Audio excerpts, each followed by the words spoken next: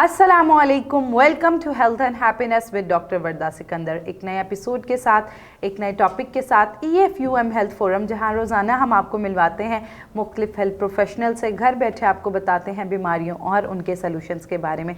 जैसा कि आप जानते हैं, रमज़ान सीरीज़ हमारी स्टार्ट हो चुकी हैं, तो EFUM हेल्थ फोरम से आज हमारे साथ हमारी EFU की साइकोलॉजिस्ट मौजूद है।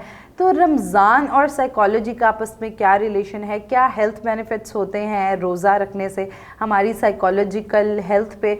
और अक्सर औकात ऐसे होता है कि घर में बूढ़े लोग होते हैं, बच्चे होते हैं, तो अक्सर वो रोज़ा नहीं रख सकते हैं या किसी डिज़ीज़ की कॉम्प्लिकेशन की वजह से।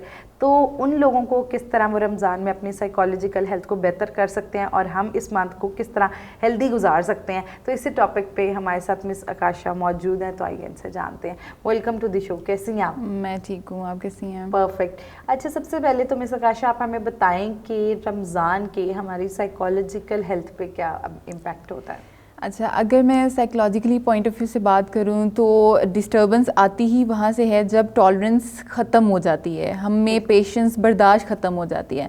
तो रमज़ान बेसिकली आपको, जब आप रोज़ा रखते हैं तो वो आपको ये सिखाता है कि आपने कैसे काम रहना है, आपने अपने अंदर सब्र कैसे लेकर आना है। तो जब आपकी बॉडी, आपका माइंड जो है उस चीज़ को बर्दाश्त करता है, अब एक पर्सन जो है वो फूडी है, बहुत ज़्यादा खाने का शौकीन है, अब पूरा दिन उसने खाना नहीं खाना, पूरा दिन उसने प्यासे भी रहना है, ठीक है। So these are the things जो आपको एक चीज़ में माइंडसेट बनाती है कि नहीं, you have to be patient और आपको इस चीज़ के लिए सब्र करना है और उस सब्र का फल भी आपको जो है वो मीठा मिलेगा, ठीक है, उसकी सूरत में। तो इसी तरह से यही चीज़ें हमारी साइकोलॉजिकली पॉइंट ऑफ व्यू से भी हेल्प करती हैं, उन पे भी इफ़ेक्ट करती हैं कि जो चीज़ आपने, अगर पेशेंटली आप कोई चीज़ को अगर बर्दाश्त करते हैं, कोई सफरिंग है, कोई ट्रॉमा है, तो डेफिनेटली उसका एक टाइम पीरियड है और टाइम पीरियड के बाद वो ख़त्म हो जाना है, ठीक है। सो ये जब आपका माइंड मेकिंग इस तरह से होना शुरू हो जाएगी तो आपकी पर्सनैलिटी भी और आपका माइंड भी और आपका वो जो एक ट्रॉमा जैसे बनता है ना माइंड में, तो वो चीज़ बनना शुरू हो जाएंगी कि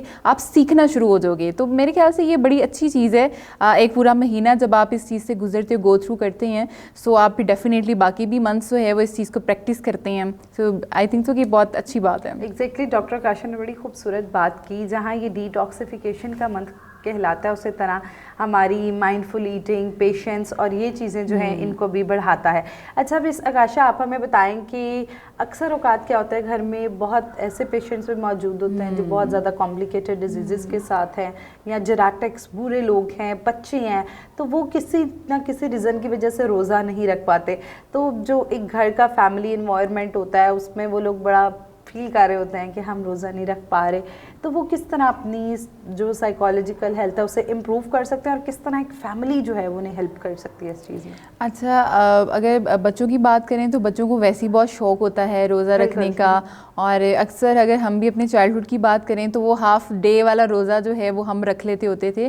तो दैट इज़ थिंग कि आप अपने बच्चों को, जिनको बहुत ज़्यादा शौक़ है या जो करना चाहते हैं, तो छोटी छोटी चीज़ें करके आप ब्रॉटअप में शामिल कर सकते हैं। पेरेंट्स को चाहिए कि वो इस तरह, ताकि बच्चा जो है वो डीमोटिवेट ना हो, बच्चे के जो एक एनर्जी है ना उसकी, वो मेंटेन रहनी चाहिए।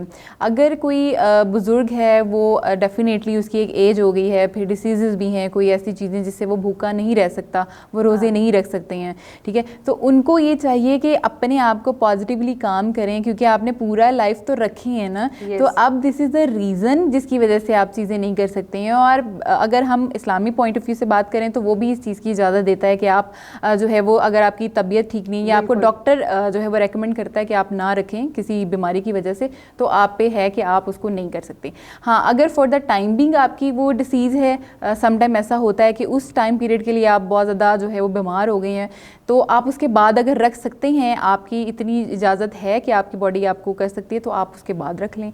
सो दीज आर द थिंग्स कि छोटी छोटी चीज़ें, अपना माइंड मेकिंग आपने करनी है, अपने आप को बस एक पॉजिटिविटी जो है वो अपने अंदर लेकर आनी है, और बस ये एनर्जी जो है वो मेंटेन होनी चाहिए कि रमज़ान का महीना जो है वो रोज़े रखना तो होता ही है, लेकिन उसके साथ साथ और बड़ी चीज़ें होती हैं, हैप्पीनेस होती है, एक कामनेस होती है, सुकून होता है, ये सारी चीज़ें हैं। तो आप इस चीज़ को जो है वो इंजॉय करें, अपनी फैमिली के साथ जो है पार्टिसिपेट करें।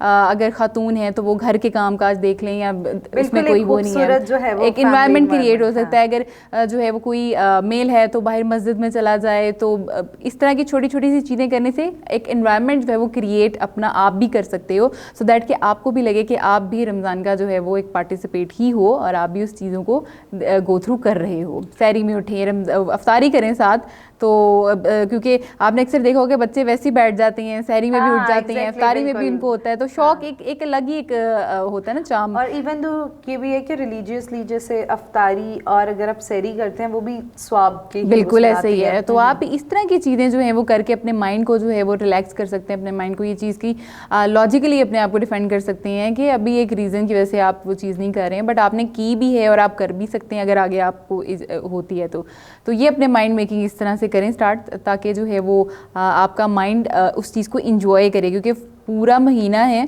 तो फिर आहिस्ता आहिस्ता आपने पूरे महीने में अपने आप को उसके लिए यूज टू करना है। कुछ एक दो रोज़े में आई थिंक सो कि वो फील भी होता है थोड़ा सा, लेकिन उसके बाद फिर आप जब अपने आप को मना लेते हैं तो उसके बाद फिर चीज़ें आपकी ठीक हो जाती हैं। The topic is very interesting, लेकिन हम अपने लास्ट क्वेश्चन की तरफ जाते हैं। रमज़ान हमें जहाँ पॉजिटिविटी सिखाता है तो साइकोलॉजिकली हम किस तरह अपने आप को पॉजिटिव रख सकते हैं और एक हेल्दी रमज़ान गुजार सकते हैं, इसी हवाले से हमारी ऑडियंस को एक मैसेज दे दें।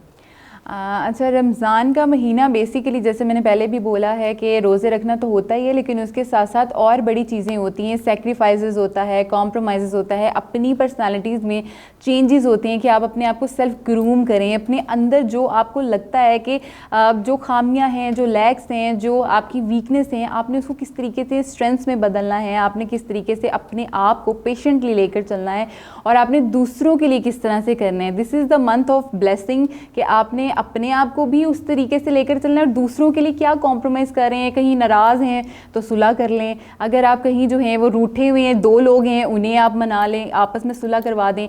सो ये छोटी छोटी चीज़ें करने से आपका भी रमज़ान अच्छा गुजरेगा और बाकी लोगों का भी गुजरेगा। तो रोज़े रखें भी और साथ साथ बाकी चीज़ें भी करें, अपनी हैप्पीनेस भी अपने अंदर भी लेकर आएँ और अपने आसपास के जो लोग हैं उन्हें भी खुश रखें। तो this is the my message.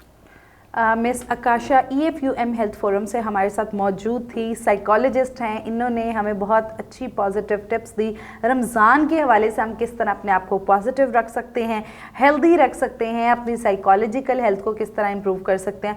तो अगर आप भी किसी किस्म का साइकोलॉजिकल प्रॉब्लम फेस कर रहे हैं जैसे कि एंजाइटी, डिप्रेशन या कोई और साइकोलॉजिकल प्रॉब्लम, तो आपको चाहिए फौरी तौर पर अपने करीबी साइकोलॉजिस्ट को कंसल्ट करें।